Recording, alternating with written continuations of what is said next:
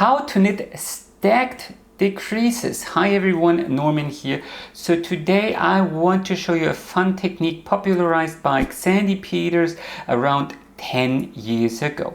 First I'm going to show you his original technique, and then I'm going to show you a fun variation that starts slightly differently. I'm going to show you this technique, stacked decreases in slow motion, and then I'm also going to show you how this actually works so you can memorize the repeat a little bit easier and will adapt this technique for any other project as well. Let's dive right into it. So here is how to knit stacked decreases. So let's suppose I want to decrease these 7 stitches and turn it into 1. So here's how I would do this. So I start by knitting 2 stitches. Then I will slip these 2 stitches here knitwise over to the right needle.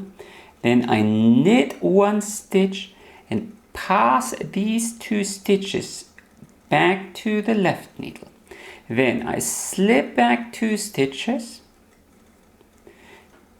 slip them back knitwise, knit 1 stitch, pass these 2 stitches here over the one that I've just knitted, and then one last time I slip back 2 stitches, slip them back knitwise, knit 1 stitch, and pass these stitches over.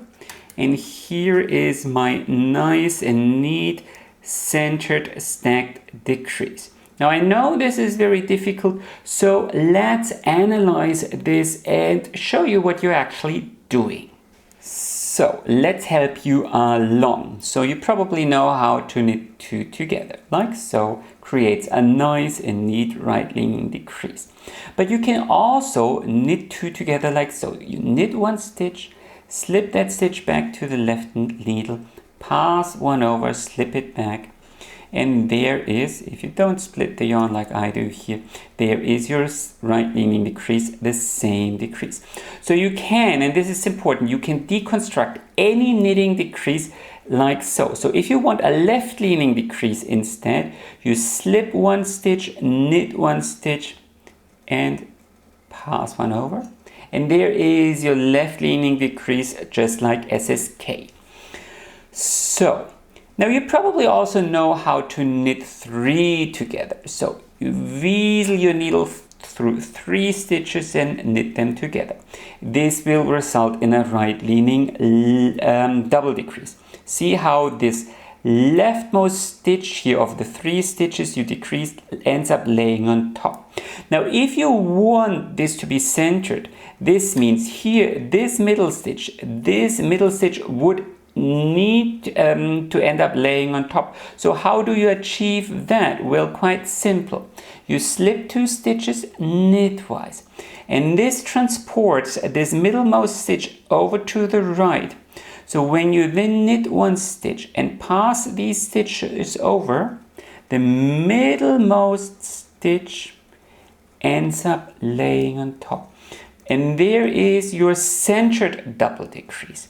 Now, so a stacked decrease is nothing else but performing multiple instances of knit the 3 together centered on top of each other. Now let's knit another stacked decrease, but this time in slow motion.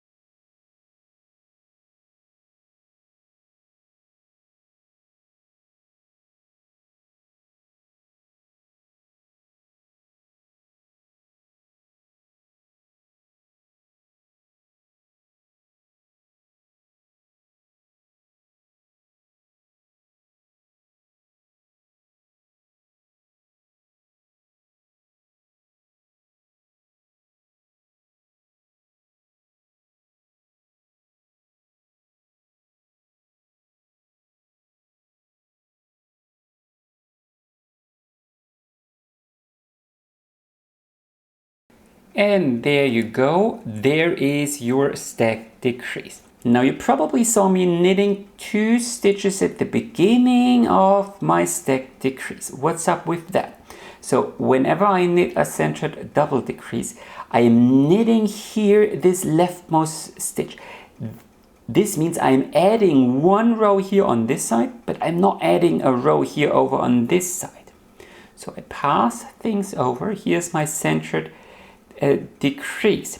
Now I slip back 2 stitches, and this stitch here is one that I've knitted. So I added 1 row here, then I slip them back knitwise and knit 1 stitch, and I add 1 row here as well. This means the decrease, the stack decrease will end up balanced. If I didn't knit these 2 stitches in the beginning, then my stack decrease would end up lopsided, with this side here having more rows than this side. That's not what you want. You want a nice centered and balanced decrease. So take a look. So it is called a stack decrease, not a decrease. So what's the difference? So I could also decrease like this.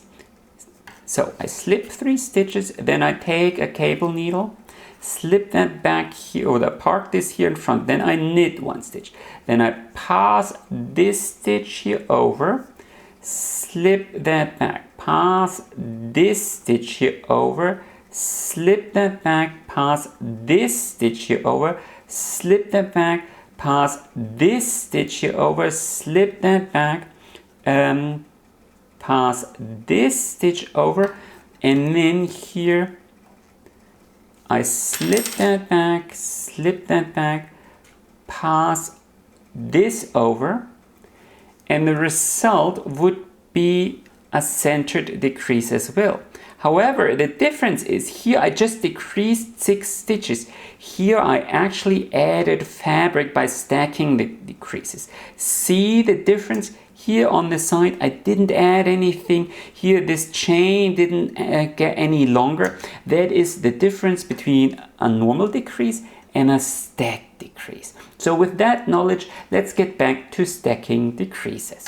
So the idea behind stack decreases is very simple. You simply stack centered double decreases on top of each other. So let's suppose we want to decrease these 9 stitches, 1, 2, 3, 4, 5, 6, 7, 8, 9, these 9 stitches here, and turn it into 1. So this means I would have to knit 3 stitches here, and then I start with my first centered double decrease. Knit 1 stitch, and then slip these stitches here back to the knitting needle. So it helps if you have sharp needles. And then you start your little dance. Slip 2 stitches back. Then rearrange the order so the middlemost stitch ends up on the right. Add 1 row here over on this side. And then slip these back. Slip 2 stitches back, slip them back knitwise. Add 1 row here to balance the decrease out, and then slip back 2, and 1 last time, slip them knitwise, knit 1,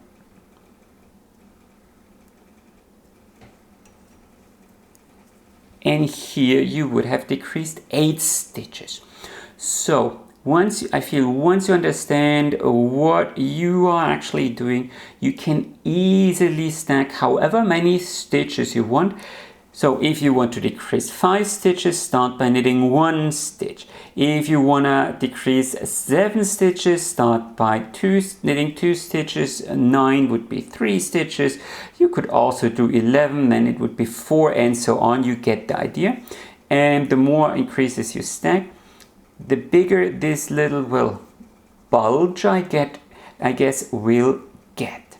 Now here's the important bit. Sandy Peters, the one who popularized this kind of decrease, knits it a little bit differently, or rather starts with decreasing 4 stitches instead of just 2. So One smart trick is placing a stitch marker here, so you know exactly how many stitches you need to pass over and slip back and forth. So if you wanted to decrease 6 stitches the way Xandy Peter does it, you would, I think I split the yarn here. You would start by knitting 1 stitch. And now this is what he does. Instead of starting with the center double decrease, he decreases 4 stitches at the same time. And to do this, you would have to slip 3 stitches at the same time. This can be, well, a little bit fiddly. And then here over on this side, you can knit 2 stitches together. Knit 2 stitches together. And then you pass these 3 stitches over the knit 2 together. Depending on how sharp your knitting needles are, you can do this in one go or maybe one at a time. And then here, see, this is a centered decrease as well, but it's not a double decrease. You decreased 4 stitches, and then you continue as I did. Slip back 2 and slip them knitwise, and then pass over.